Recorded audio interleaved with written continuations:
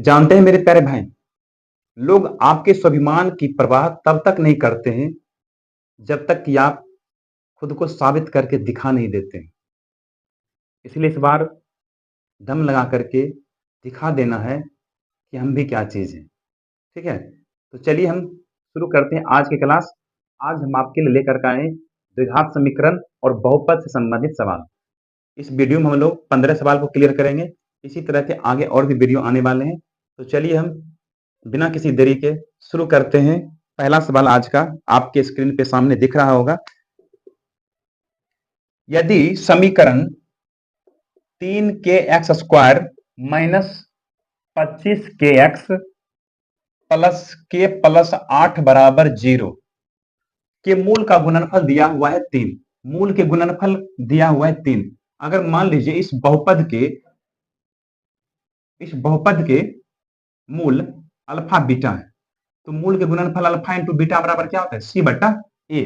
तो सी बट्टा ए, जरा सी के जगह पर गौर कीजिएगा क्या दिया हुआ है। सी की जगह पर ये पूरा का पूरा मान है के प्लस 8 और ए की जगह पर है 3 के, तो ये सी बट्टा ए हो गया। यही दिया हमको 3, तो के प्लस 8 बट्टा में 3 के बराबर में 3। अगर हम क्रॉस गुना करते हैं तो ये होता है 3 तिया 9 के, प्लस 9 के धरेगा तो माइनस में, 9 में से घटेगा 1 तो हो गया -8 के। ये प्लस 8 धराने पर -8, ये -8 दोनों कट जाएगा, के बराबर बचेगा 1। हमारे पास आंसर आ गया के का मान कितना?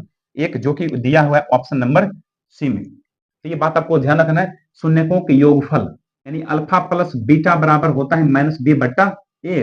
अल्फा इंटू बीटा बराबर होता है सी बट्टा ए। कब? जब बहुपद a² plus bx plus c के रूप में हो। तो इस रूप में ये शून्यकों के योगफल या मूलों के योगफल हम लोग इसी फॉर्मूला से हम निकालते हैं, जहां a नॉट इक्वल टू क्या होना चाहिए? 0 होना चाहिए। ठीक है, इसे निकाल लें। चलते अगला सवाल की ओर। देखिएगा अगला सवाल है 2 नंबर में, यहां पे लिख लेते हैं क्या है। 4 पर पावर x प्लस 1 प्लस 4 पर पावर 1 माइनस x बराबर 10 का हल है। हमारे पास ऑप्शन दिया हुआ है, इसमें से हल बताना है, इसमें से कौन सा हल संभव है। ठीक है, चलिए इसको हम यहाँ पे रखते हैं, पहले हल करते हैं। यहाँ पे दिया x प्लस 1 के रूप में, x प्लस ठीक है 1 के रूप में। ये देखिए इसको हम लिख सकते हैं 2 पर पावर 2 x प्लस 1, इसको भी लिख सकते हैं 2 पर पावर 2 1 माइनस x बराबर 10। ठीक है, एक लाइन और लिखते हैं इसको, 2 पर पावर 2x प्लस 2 प्लस, इसको भी तोड़ दीजिए, 2 पर पावर 2 माइनस 2x बराबर 10। अगर ध्यान से देखिएगा तो इसको हम लिख सकते हैं 2 पर पावर 2x इंटू 2 पर पावर 2, इसको लिख सकते हैं 2 पर पावर 2 बट्टा में 2 पर पावर 2x, ऐसे लिख सकते हैं क्या? सोचिए जरा, अगर हम इसको अलग अलग कर दिए हैं, बेस समान होता है पावर को जोड़ के लिखा जाता है। यहां देखिए बेस समान है, पावर घटता है, भाग में जब बेस समान होता है पावर घटता है, तो पावर घटेगा तो 2 में से 2 माइनस x लिखेंगे इसे। अब यहां से जरा गौर से देखिएगा कि 2 पर पावर x यहां भी है, 2 पर पावर x यहां भी। ठीक है, इसको करते क्या है, यहां से हम मान लेते हैं लेट 2 पर पावर 2x बराबर y। तो यहां से देखिएगा ये क्या है, 2 पर पावर 2, ये क्या है, ये 4y है। यहां लिख सकते हैं 2 पर पावर 2 इंटू वाई प्लस 2 पर पावर 2 बट्टा में y बराबर 10। ठीक है, ये हो गया 2 पर पावर 2 4, ये भी 4, इसको लिख सकते हैं 4y प्लस 4 बट्टे y बराबर 10। ये हो गया 4 गुने y, 4y स्क्वायर प्लस 4 बराबर 10y। ठीक है, अब इसको इधर ले आते हैं, यहां से इसको लिख सकते हैं 4y स्क्वायर प्लस 10y इधर तो माइनस 10y, ये प्लस 4 जो का क्यों बराबर में 0। ठीक है, अगर इसको गौर से देखिएगा तो यहाँ पे सामने 2 दिख रहा है हमको, 2 कॉमन लेकर के उधर भेज दीजिए 0 की तरफ। 2 कॉमन ले लीजिएगा तो बचेगा 2y स्क्वायर, यहाँ बचेगा -5y, यहाँ बचेगा 2 बराबर में 0। 2 कॉमन लेकर के 0 तरफ भेज दिया तो हो गया 0। ठीक है, अब इसको कर लेते हैं गुणनखंड। 2y², 2 दूनी 4 होता है, 2 दूनी 4, ठीक है, और 4 एकम 4, 4 एक को जोड़ करके विचलन उड़ जाएगा, क्या लिखिए 4 और 1, यहाँ y, यहाँ भी y, यहाँ माइनस है तो यहाँ माइनस दे दीजिए, उल्टा में यहाँ पर क्या दीजिए, यहाँ भी माइनस देना होगा, ताकि अगर कम चिन्ह होगा तो दोनों जुड़ेगा, 4 1 5 प्लस 2 जो कहते हो बराबर में 0। यहाँ से देखिएगा तो 2y दोनों को मानेगा, 2y कॉमन ले लीजिए, यहाँ बचेगा y माइनस 2, -1 कॉमन ले लीजिए, यहाँ बचेगा y minus 2, minus plus minus minus minus plus बराबर में 0। तो 2y माइनस 1 y माइनस 2 बराबर 0। तो यहाँ से 2y माइनस 1 बराबर 0, y बराबर यहाँ से आएगा 1/2, दोनों को बारी बारी उधर ले जाएंगे, अब ये बारिश को रखेंगे बराबर में 0, तो y बराबर कितना आ गया 2। तो y का मान हमें मालूम हो गया, जबकि हमको निकालना है x का मान। यहाँ से देखिएगा x का मान यहाँ पर क्या है, 2 पर पावर 2x बराबर हमने क्या माना, 2 पर पावर 2x बराबर कितना y का मान हमने निकाला 1/2, फिर लिखेंगे 2 पर पावर 2x बराबर 2। यहाँ से बारी बारी से x का मान निकाल लेते हैं, इसको जरा गौर से देखिएगा, तो ये 2 पर पावर 2x और ये 2 पर पावर -1, तो यहाँ से 2x बराबर कितना आ गया, 2x बराबर -1, तो x बराबर -1/2, तो यहाँ से x बराबर -1/2 और यहाँ से 2x बराबर 1, बेस समान है तो पावर भी समान हो जाता है, यहाँ से x बराबर 1/2, तो x का मान एगो 1/2 एगो -1/2, तो ध्यान रखिएगा x का मान हमारे पास कितना आ गया, एगो -1/2 आ गया, एगो आ गया 1/2, तो ये वाला ऑप्शन अपना आंसर होना चाहिए। ध्यान से देखिएगा क्या ये ऑप्शन मिल रहा है आंसर, तो ये ऑप्शन नंबर ए में है 1/2, ऑप्शन नंबर सी में है -1/2, तो दोनों ऑप्शन मिल रहा है, हमारा आंसर होगा ऑप्शन नंबर डी, उपरोक्त में 1 से अधिक। थोड़ा सा कैलकुलेटिव है और इसको हम लोग कैलकुलेशन को प्रैक्टिस करके थोड़ा सा छोटा कर सकते हैं, ठीक है। चलते हैं अगले सवाल की तरफ। 3 नंबर में दिया हुआ है कि x³ minus 3x² x³ minus 3x² plus x plus 2 को बहुपद gx से विभाजित करने पर भागफल और शेषफल क्रमशः इतना इतना है, तो gx का मान बताइए। मतलब इसमें भाग देना है, कितना से भाग देना है, गौर कीजिएगा, भाग देना है gx से, जिससे भाग देते वो भाजक होता है, और भागफल के रूप में गौर कीजिएगा, भागफल के रूप में कहाँ है, x² माइनस x प्लस 1 ये भागफल है, और शेषफल के रूप में मिलता है -2x प्लस 4, शेषफल के रूप में -2x प्लस 4 के रूप में मिल रहा है। तो ये ध्यान रखिएगा, भाज्य बराबर भाज्य गुना भागफल प्लस शेषफल, तो यहां से हमको gx का मान निकालना है।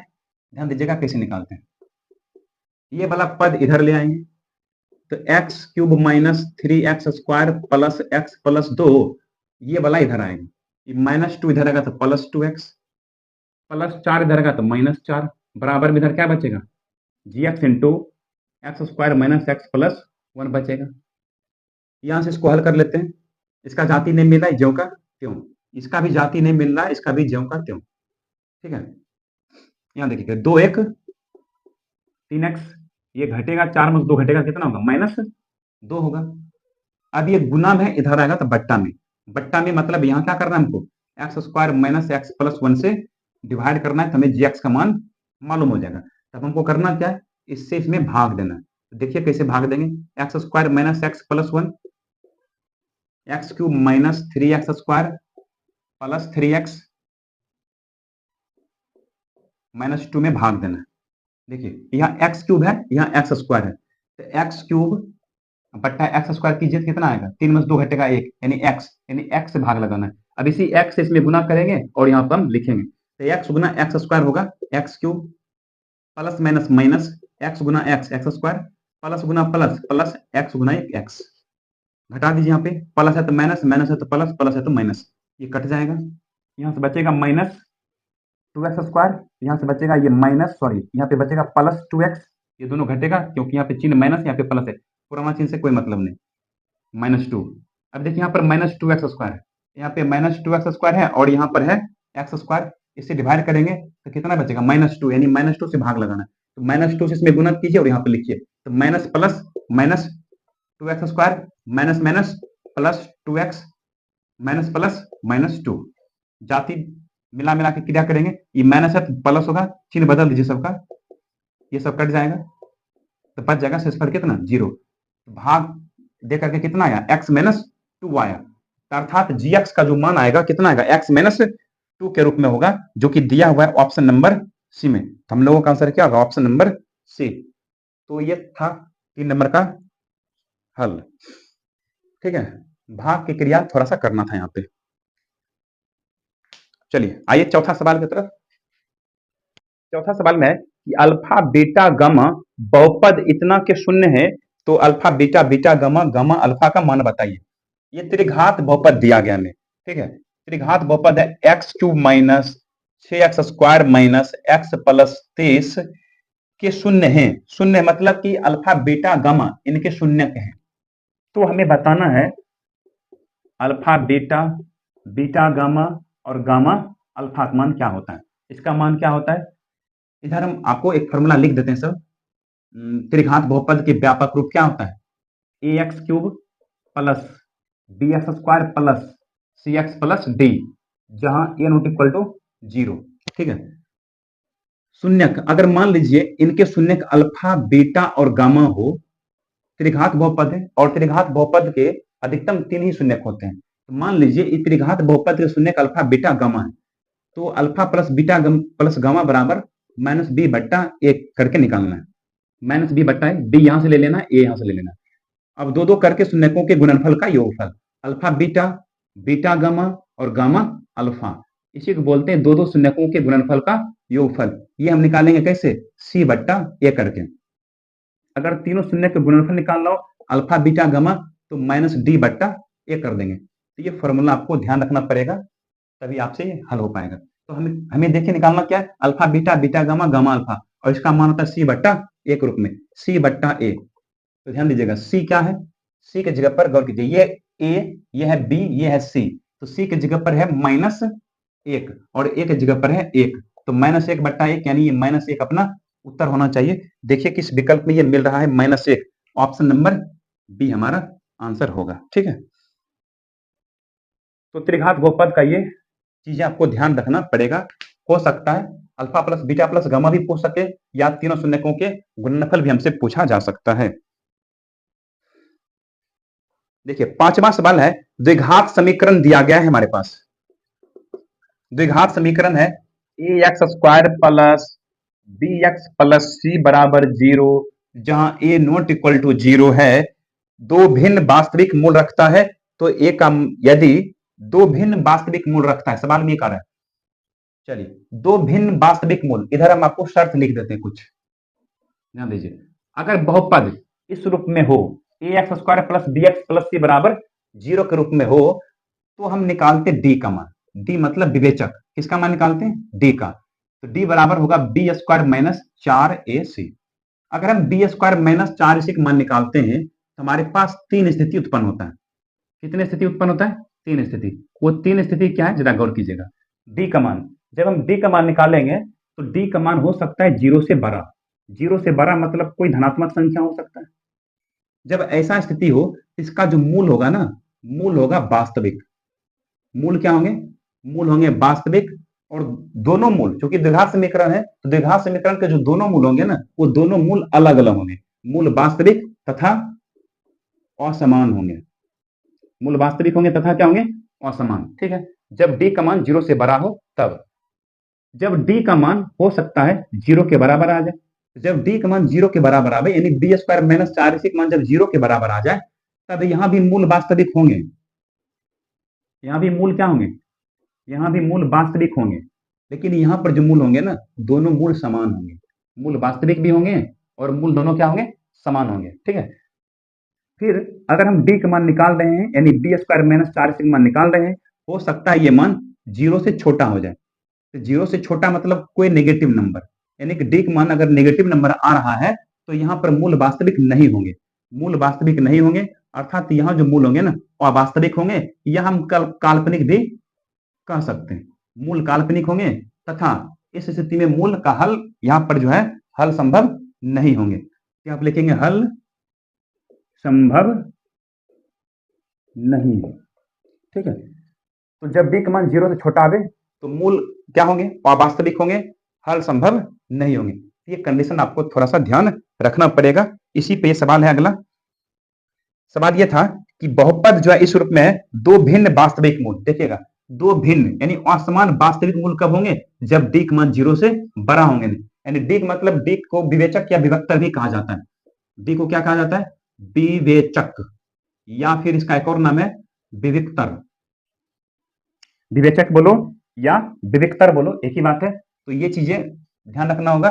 तो सवाल में यही था कि दो भिन्न वास्तविक मूल रखता यदि क्या, यदि यदि डी का मान 0 से बड़ा हो। तो देखिए ऑप्शन में 0 से बड़ा वाला ऑप्शन कौन सा है? ऑप्शन नंबर ए है, विविक्तर जो है ना, ये जो दिया हुआ है विविक्तर, ये क्या होना चाहिए? 0 से बड़ा होना चाहिए। तो हमारा आंसर कौन होगा? Option number A. तो 5 का आंसर हो गया ऑप्शन नंबर ए।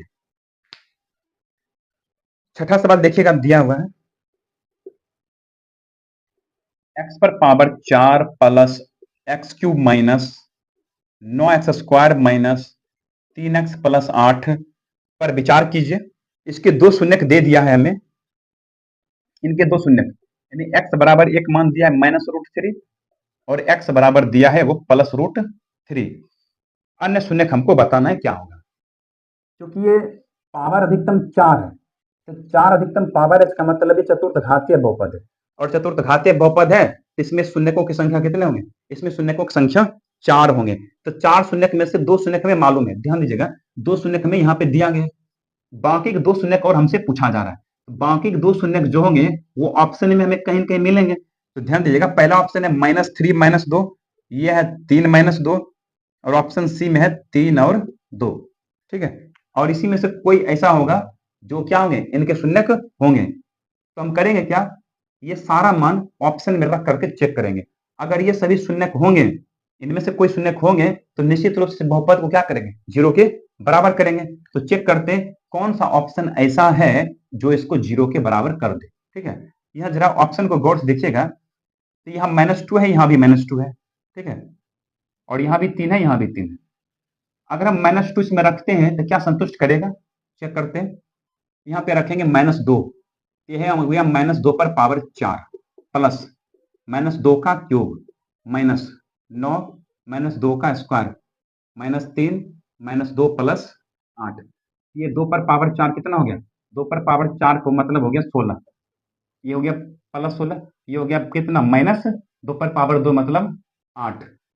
ये देखिएगा, ये 2 पर पावर 4 9 चौका 36 -36, ये माइनस माइनस प्लस, 3 दूना 6 प्लस 8। क्या ये 0 आएगा? अगर 0 आएगा तो संतुष्ट करेगा, अन्यथा नहीं करेंगे। तो देखिए 16 6 22 22 8 30, ये हो गया 36 8 44। ये संतुष्ट नहीं करेंगे, 0 नहीं आ रहा है। इसका मतलब -2 वाला ऑप्शन अपना आंसर नहीं होगा, ये भी नहीं होगा, ये भी नहीं होगा। -2 अगर होता, या तो ये आंसर होता या तो ये होता, जबकि -2 तो संतुष्ट किया ही नहीं है। इसका मतलब ना ए होगा ना बी होगा। ठीक है, अब चेक करते हैं क्या 2 संतुष्ट करेगा। अगर 2 संतुष्ट कर देगा तो ये हमारा आंसर हो जाना चाहिए। ठीक है, अगर 2 रखते हैं तो क्या होता है जरा देखिएगा, 2 पर पावर 4, 2 पर पावर 4, ये होगा प्लस 2 पर पावर 3 -9 इंटू 2 का स्क्वायर -3 गुना 2 प्लस 8। अगर ये 0 आएगा तो ये आंसर होगा, अन्यथा इनमें से कोई नहीं हमारा आंसर हो जाएगा। 2 पर पावर 4 मतलब 16, 2 पर पावर 3 8, ये 2 का स्क्वायर 4 9 9 36 -3 दूना 6 प्लस 8, तो 16 8 24, 24 8 32, ये हो गया 42। कभी 0 ये संभव ही नहीं है। इसका मतलब ये भी ऑप्शन हम नहीं हो रहा है। तो ना ए ना बी ना सी, इनमें से कोई शून्य इनका नहीं होगा। हमारा आंसर क्लियर है या साफ? आंसर अपना होगा ए, इनमें से कोई नहीं, अर्थात इनमें से कोई इनके शून्य नहीं है। अगर इसको वास्तविक विधि से बनाने का प्रयास कीजिएगा तो काफी लंबा समय लगेगा, समझे। अगर हम इसको 10वां वाला विधि से बताने लगे, जो क्लास 10th में हम लोग पढ़ते हैं, उस विधि से अगर बनाएंगे तो काफी लंबा समय लगेगा। इसलिए इसको ऑप्शन से हम क्या करेंगे? हल करेंगे। ठीक है, आइए अगला सवाल की तरफ। निम्नलिखित में त्रिघात बहुपद का व्यापक रूप कौन सा है? त्रिघात बहुपद का व्यापक रूप अभी हमने आपको लिखा था ax³ plus bx² plus cx plus d के रूप में, जहां a नॉट इक्वल टू क्या होते हैं? 0। तो देखिए ऐसा वाला ऑप्शन कौन सा है? ये ऑप्शन दिख रहा है विकल्प बी में। तो 7 का आंसर हो गया अपना बी। यही पे 8 का कर लेते हैं। 4x² - 3 के शून्य होंगे, जब भी बहुपद में शून्य पूछे तो पहले इसको 0 के बराबर लिखिए और यहां से सिंपली x का मान निकाल लीजिए। -3 इधर आने पे +3, 4x² बराबर 3, 4 गुना में उधर जगह तो भाग में बट्टा में 4, तो यहां से x बराबर √3/4, इसीलिए x बराबर हम लिख सकते हैं वर्गमूल इसका आएगा प्लस माइनस में 3 का वर्गमूल √3 रहेगा और 4 का वर्गमूल 2 आएगा। एगो +√3/2, एगो -√3/2, ये अपना आंसर होना चाहिए। देखिए ये कैसा किस ऑप्शन में है, ये ऑप्शन नंबर सी में होगा।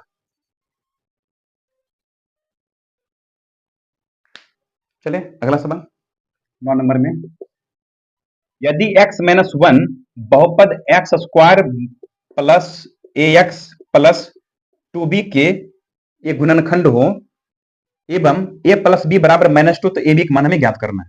गौर कीजिएगा, सवाल में कहा है कि x-1 ये जो है ना इस बहुपद के गुणनखंड है, ध्यान समझिएगा, ये x-1 इस बहुपद के गुणनखंड हैं, अर्थात x-1 से जब हम इसमें भाग देंगे तो भाग देने पर शेषफल 0 बचेगा, समझे।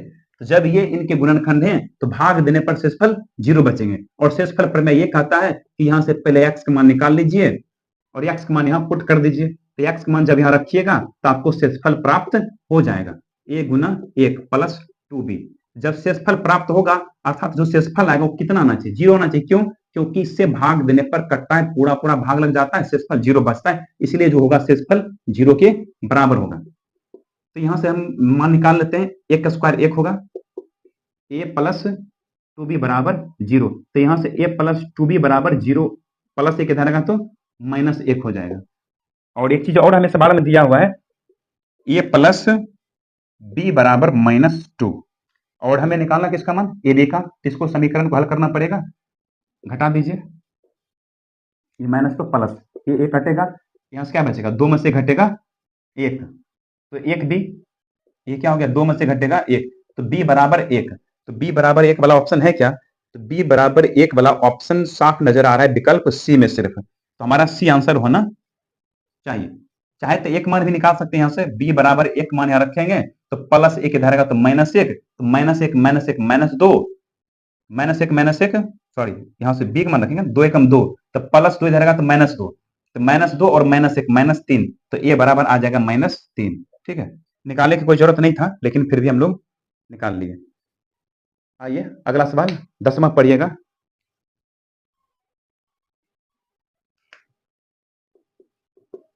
बहुपद x² माइनस 16x प्लस 30 में से क्या घटाया जाए कि परिणामी बहुपद का एक मूल 15 होना चाहिए। इसमें से क्या घटाया जाए कि परिणामी बहुपद का एक मूल 15, परिणामी बहुपद का एक मूल कितना होना चाहिए, 15 होना चाहिए। तो एक मूल 15, चूंकि ये द्विघात बहुपद है तो इसका 2 मूल होंगे, 2 मूल में से एक मूल हमें दे दिया है 15 होना चाहिए।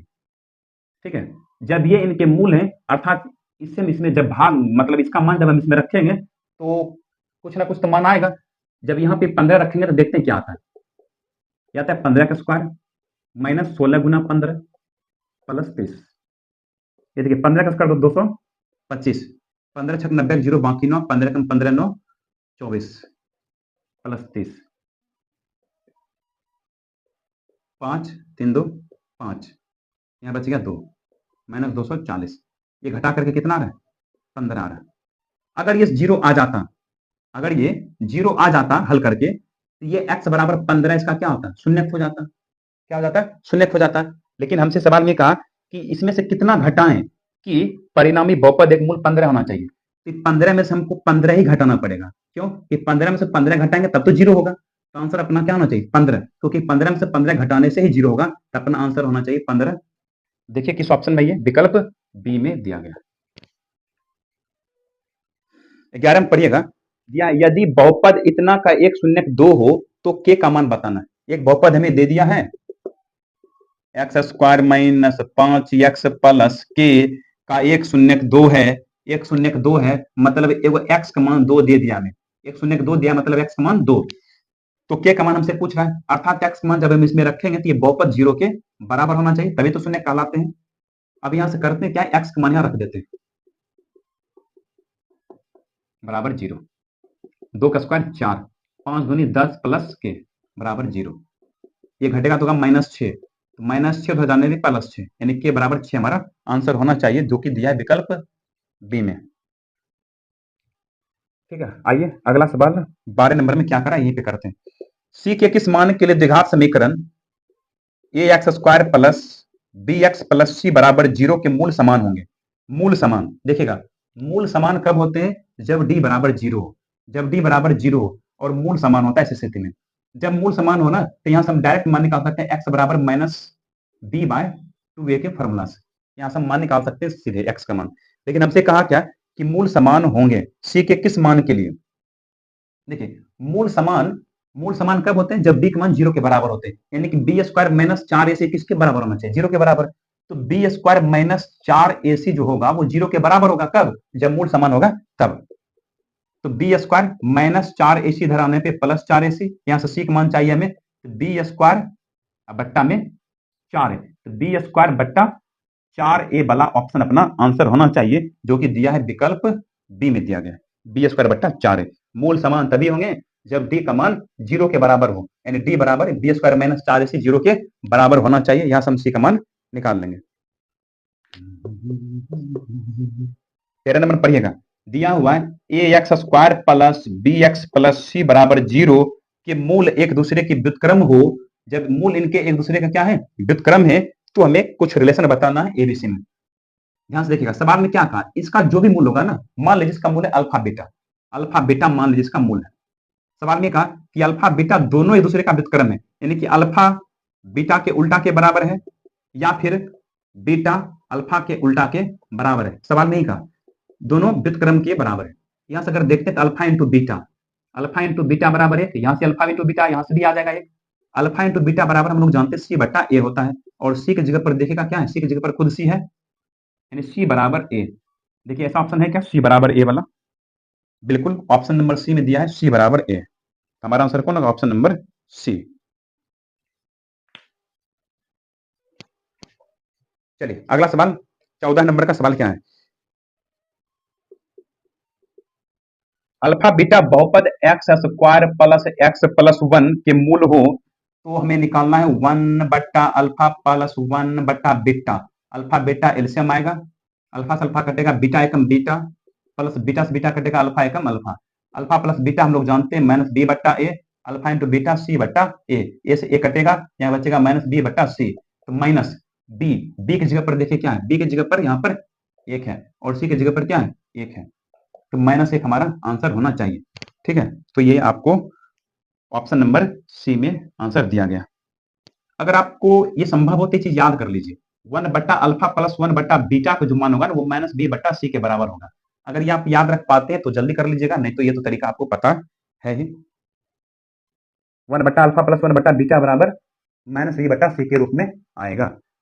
ठीक है, ये बहुत बार एग्जाम में पूछा जाता है, इसलिए आप संभव है तो इसको याद ही रखिए, माइनस बी बट्टा सी। चलिए अगला सवाल आसान है, 15 नंबर में शून्य निकालना है।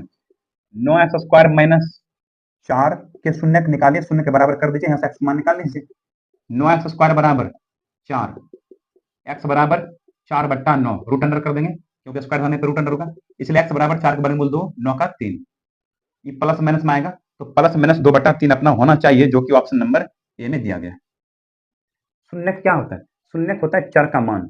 चर जो भी दिया है बहुपद में, चर का वैसा मान जो बहुपद में रखने पर बहुपद को 0 कर दे, वही इसका क्या कहलाता है? शून्य कहलाता है। अगर माइनस यहाँ पे प्लस 2 बट्टा 3 और माइनस 2 बट्टा 3 दोनों को हम जब इसमें रखेंगे ना तो हल करके 0 आएगा। अगर 0 आ गया तो शून्य होगा, 0 नहीं आएगा तो शून्य नहीं होगा। ठीक है, चलिए अगला सवाल 16 नंबर में देखिए दिया है, आसान ही है, बगल में ये भी कर लेते हैं। आखिरी सवाल है ये, 3x² माइनस 5x माइनस 2 के शून्यकों का योगफल। शून्यकों के योगफल हम लोग जानते हैं अल्फा प्लस बीटा बराबर माइनस बी बट्टा ए के रूप में, माइनस बी के जगह पर देखिए माइनस 5 है और ए के जगह पर क्या है? 3 है, तो प्लस 5 बट्टे 3 अपना आंसर होगा, जो कि दिया हुआ है ऑप्शन नंबर सी में। तो इस तरह से आज का काम हम लोगों का कंप्लीट होता है। 16 सवाल को हम लोगों ने हल किए हैं, तो इन 16 सवाल को एक बार फिर से आप लोग रिपीट कीजिए, अच्छे से प्रैक्टिस कीजिए, इन सारे शर्त को आपको ध्यान रखना पड़ेगा। चलिए हम मिलते हैं अगले वीडियो में बाकी सारे सवाल के साथ।